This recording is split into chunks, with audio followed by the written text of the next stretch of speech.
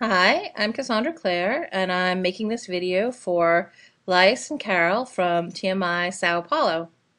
I send kisses to you both, and I'm excited to do this video for my Brazilian readers. Um, as City of Bones has just come out in Brazil, and I've been getting a lot of enthusiastic mail, so I'm hoping it's doing well there. Okay, Lice and Carol have sent me some questions to answer, so let me get to those. What's the most difficult part of writing a book, and how do you overcome it? Um, I think that the most difficult part of writing a book is different for everyone.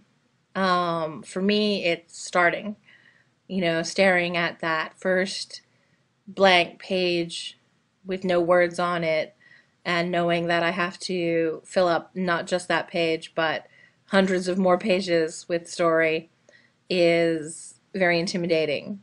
But I just get through. Now I get through it by a trick. I skip from chapter one to chapter two, and I start at chapter two as if I've already written chapter one. I can pretend that I already wrote a bunch of the story already, and that mental trick helps me get through. Uh, there's okay, another question. What was your reaction when they came to me to make Mortal Instruments into a movie? Well, my reaction initially was, okay, you can certainly option the rights to Mortal Instruments to make it a movie, but I know that most books that are optioned never become movies. So I thought, great, you know, sure.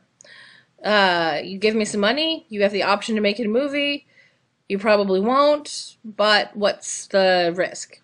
And now that they've been very serious about making Mortal Instruments into a movie, it's been very exciting, and no one would be more happy or surprised than me if it actually happens.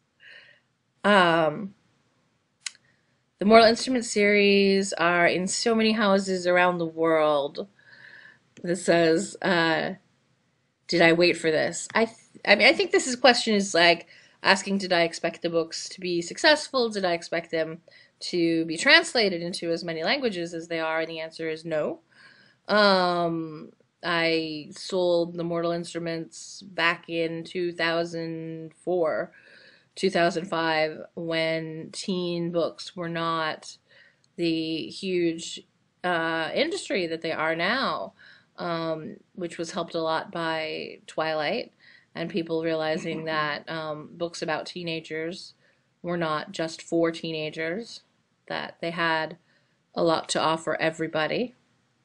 And so I was lucky to have books that were out at the right time, that people were looking for this sort of mixture of the supernatural and romance and adventure. So this is been much bigger and more exciting than I imagined. I didn't expect it at all.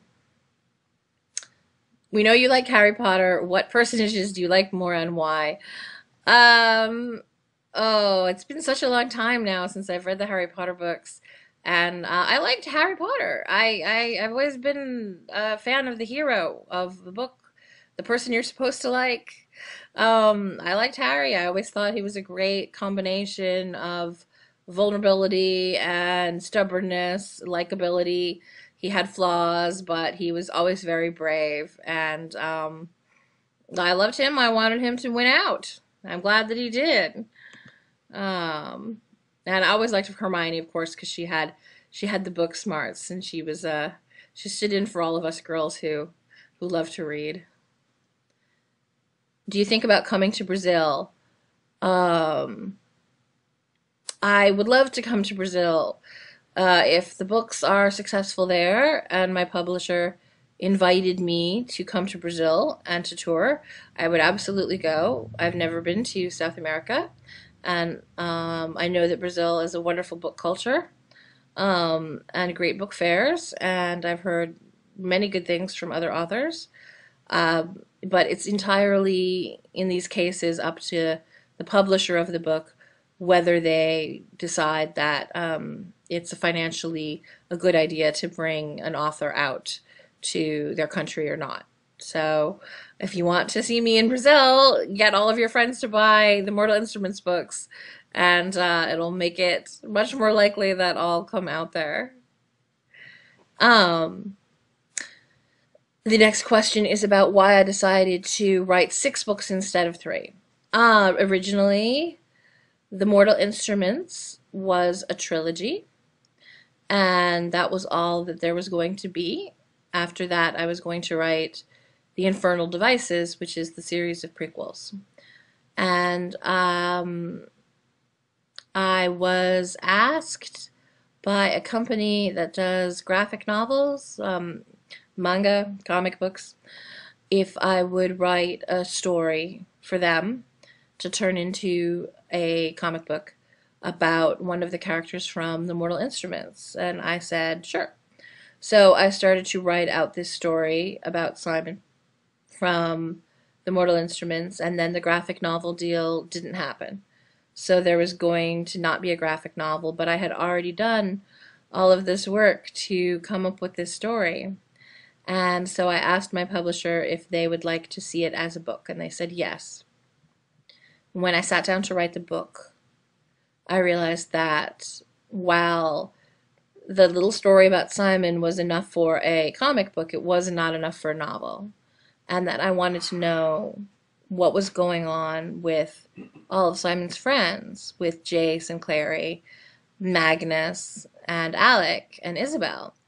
And as I developed storylines for all of these other characters, I realized that there was no way that that was one book. It was much too big. It was too big of a story, too huge of a canvas.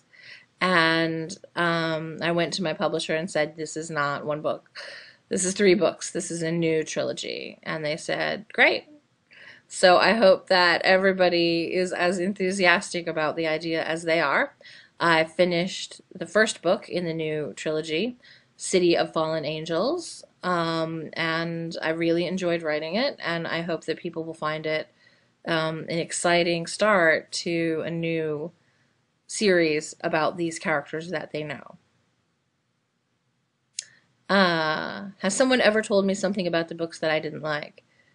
I mean, all the time.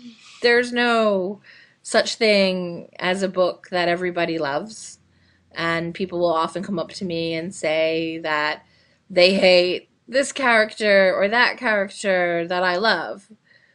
But just like there's no human being in the world that everybody loves, there's no character that everybody loves. So I try to, remind myself that you cannot, it is impossible to write a book that everybody in the whole world will love, and you have to concentrate on the people who do love it. And for the people who don't, it's not the book for them. Recommend something else. And then there's the last question about how not all writers speak with their fans, and why do I do that? I think that all writers really enjoy speaking with their fans. I think that there comes a time when, if you're Stephanie Meyer, if you're Suzanne Collins, or someone very, stratospherically popular, when you no longer can, the volume of what's coming into you is just so high that you can't respond to it all personally. It becomes overwhelming. For me, I dedicate a certain portion of my day, a certain number of hours, to talking to fans, answering email, answering questions, trying to stay connected. I think it's an important part of my job as an author. If it ever became completely overwhelming, I don't know what I would do. First I would hire an assistant. I actually do have someone who helps me part-time, and I do everything that I could to remain in contact with fans, because I think that it's important. I think that it's the best way to get information to people. It's the fastest way. I feel like they trust it more when it comes from you. I feel like they trust you more when you're in touch with them and you appear to, and when you're taking their questions seriously and their opinions into consideration. So as long as it's possible for me to stay in touch with fans, I'll do it. And also, I love my fans. I think that they are some of the most, obviously, if you like my books, then you like some of the same things that I like. Then the same kind of things that appeal to me appeal to you. So we have those things in common. So for me, the fans are all potential friends. And I hope to be able to stay in contact with them as long as possible. Thank you for having this interview with me. Lots of kisses to Brazil. Obrigado. And let's keep our fingers crossed, as we do here in the States when we really want something to happen, that I will be able to come and visit you guys in Brazil soon. I'm Cassandra Clare.